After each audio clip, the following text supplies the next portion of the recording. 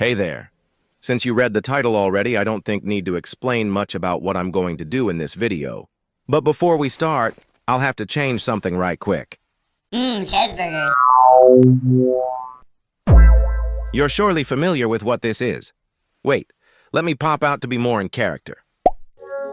Now I'm more like a speaking avatar to be able to explain everything easier. But now to whoever isn't familiar yet with this page, that's called Tier Maker. This site allows you to make a tier list of anything you want to rate, and for this video, it's TSB characters.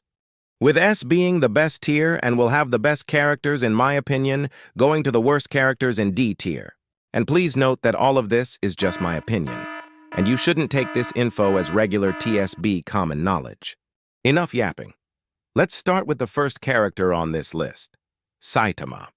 In my opinion, Saitama deserves an S-tier rank because as soon as you catch your opponent with him, you deal massive damage, and by just catching them 2 times, they will be already dead unless they're lucky.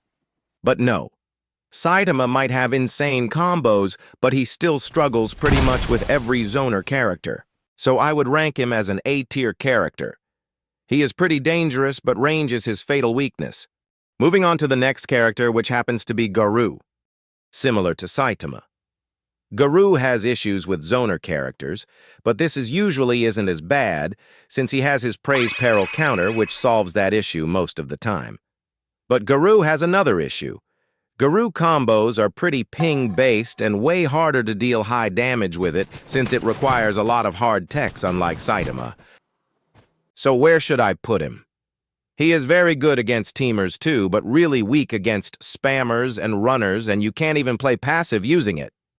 I will be skeptical this time and rank him in B tier since he is good, but not as good as Saitama. Moving on to the next character, the one and only, the moist and stingy, Genos. I already talked about this character in one of my videos being insanely overpowered, so I will just say all the points in a nutshell. He has multiple passives, which are cooldowns, reset, and the ragdoll cancel that stuns and deals damage, and that helps him in demolishing teamers. His ultimate is also superior, and if used right, it can be unbeatable, but it requires skills. Of course, he also has extended M1s, which help in making most combos. He has a lot of one-shot combos, and they're insanely easy. His damage is very high, considering that he's a zoner character, he deals more damage than garou. I don't know what else could make this character more overpowered, but if it wasn't obvious already, Genos is easily S tier. Into the next character. Sonic. Well, I also made a video about him explaining why he is the worst character, but I'm kind of changing some of my takes on that. Sonic, in my opinion, is still the worst character due to his incapability in 1 versus 1 situations, but I never mentioned 2 versus 1s since this character is perfect in countering teamers and perfecting them.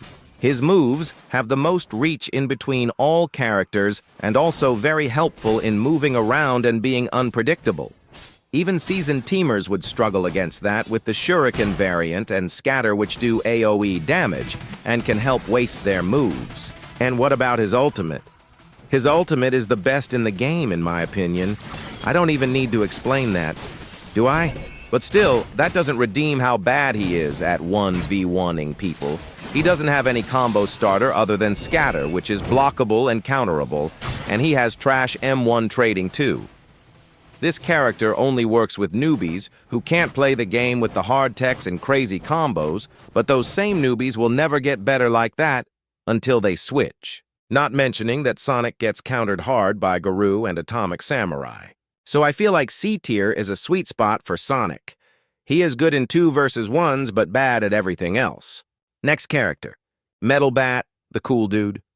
Now this is a really hard character to rank since I barely even play Metal Bat, and I'm pretty sure most of you never even tried to learn him. But for some reason, every fight I have with a Metal Bat player, it's a piece of cake. The character have really long startup on his moves, and all of his moveset is really easy to dodge, and all of the moves are counterable too, if you can't dodge. And his ultimate is the shittiest ultimate in the whole game, in my opinion. 2 of his moves are cancelable with long startup, and the other 2 are only 1 use. But if we talk about the pros of Metal Bat, All of his moves are combo extenders and can be chained after each other's in different variants, which makes Metal Bat always have a chance for a clutch whenever he is about to die. But really, how would you even use that while I can go to college and graduate?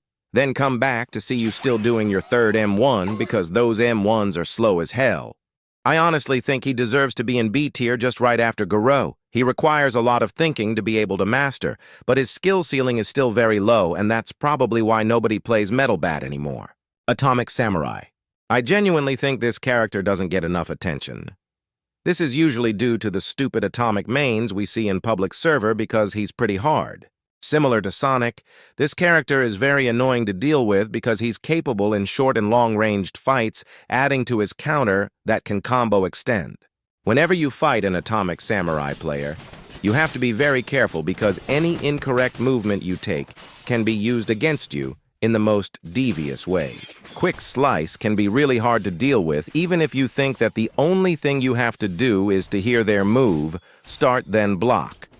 It's not that easy since it changes your position, and if the Atomic Samurai user is very close to you, they can trick you and change position and go behind you and you won't be able to block it. And it's a combo extender too that deals decent damage. An Atmos Cleave is pretty overlooked since it's a block breaker that can be used as a combo starter that ragdolls your enemy and deals significant damage. You can just catch a passive player off guard with a quick side dash into Atmos Cleave, and they will probably waste their evasive trying to avoid the massive damage it deals. And what about Pinpoint Cut? I don't see a lot of people using the aerial variant of it, which is also a block breaker that can be used as a combo starter. This is genuinely the most important move in the moveset, which is so good at catching people off guard, extending a combo and combining M1s with it to deal high damage. And oh boy, this counter is glorious. It can start a combo, combine M1s, and fun fact, it can finish an opponent if he's 30% or lower. And of course, it looks awesome. And his ultimate is so far the only ultimate that can compete with Sonic's ultimate. He has 3 high-ranged moves that deal 30 to 70% damage each, and can be chained after each other's. Ever since the buff given to Sunset, you really can't fight back to Atomic Samurai's ultimate. And he has a one-shot move that can actually be landed if you only down-slam your opponent, then use it. Yes, you need to waste their evasive, but it's so easy to do that, since all of his moveset can scare the enemy into wasting their ragdoll very easily. So, in conclusion, Atomic Samurai is very good but very hard to get used to. He's better than Saitama, but not quite as good as Genos. I know this might be a hot take, but I'll rank Atomic Samurai in S tier, just behind Genos. Moving on to the next character, the green hair queen herself, Tatsumaki. Tatsumaki is one of the easiest characters to use since all of her moves can be landed easily, and she has the unique ability to add her M1s to moves for more damage. Her moveset is very easy to use and land one-shot combos with it. That's why it's one of the first go-tos to new players. She also has a very reliable passive that protects the player from any block breakers or any projectiles, and reflect them back on the opponent dealing 10% damage at least. And all of her moves are designed to deal AoE damage and grab multiple opponents into one move, helping in dealing with teamers. Her ultimate is pretty mid, it isn't bad, and it isn't good at the same time. Players can fight it back easily, and it's kinda slow since most of her moves stun her in one place. It needs some thinking considering that most Tatsumaki players don't prefer to do that according to my experience. Overall, Tatsumaki can be good if used right, but a lot of characters have workarounds for her moves. She can be better than Metal Bat in a lot of ways, but can't be as good as Garou, solid B tier. Suiryu. Well, if I posted this video earlier, before the newest update, I would say he's overpowered, but now he's just so hard to use and not so good. His bullet barrage was nerfed in the latest update. It wouldn't let you use evasive earlier, but now you can use evasive out of it, and it was such an opportunity to make the most devious true combo in the easiest ways ever. But let's respect how good Suiryu's ultimate really is. It's not as good as Atomic Samurai or Sonic, but it's still so good if you can use your brain. And how good it looks too, of course. But his moves are still trash. Use that vanishing kick and pray for it to land, but it's like a 0.1% chance. And using head first will make the opponent fling out of reach for some reason. And his passive is pretty good despite how hard it is to use it. You can combo extend off of it using vanishing kick and land an easy one-shot combo. And whirlwind drop doesn't land the finisher sometimes and just wastes your time. But his normal combos aren't so good. You could use an incredibly hard combo that requires true loop dashes and some ping-based techs that I won't bother mentioning and all of that to land a one-shot combo. He can be better than Sonic but not Metal Bat. Therefore, I will put him in C tier, a bit better than Sonic. I honestly don't know if I can rate Child Emperor right now, since he is an early access character, but like every other new character, he is a little overpowered. His combos are very spammy, and overall he is just spammy, even more than Genos or Saitama, and people could find a ton of one-shot combos that are very easy. I am talking Saitama easy level of one-shot combos. And oh my god, I really hate that stupid explosive spider. Wee Boom must be the most annoying move in the game by now. All of his moves are easy to hit. But so far I can't judge him that much, he still doesn't have a passive or ultimate. But I can see him becoming overpowered in the future, so I will put him in A tier with Saitama. Moving on to this dude.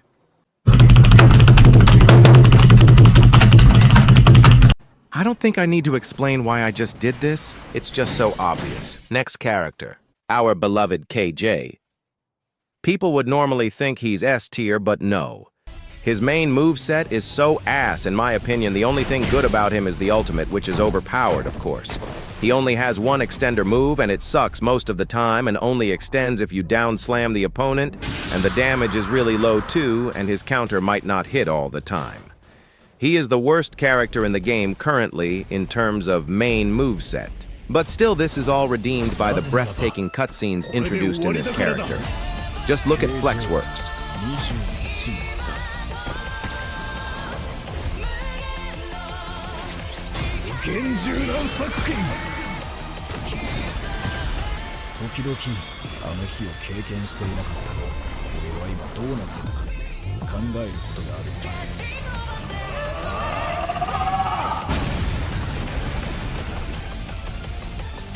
So, yeah, he is cool, but he can't even fight with his normal moveset.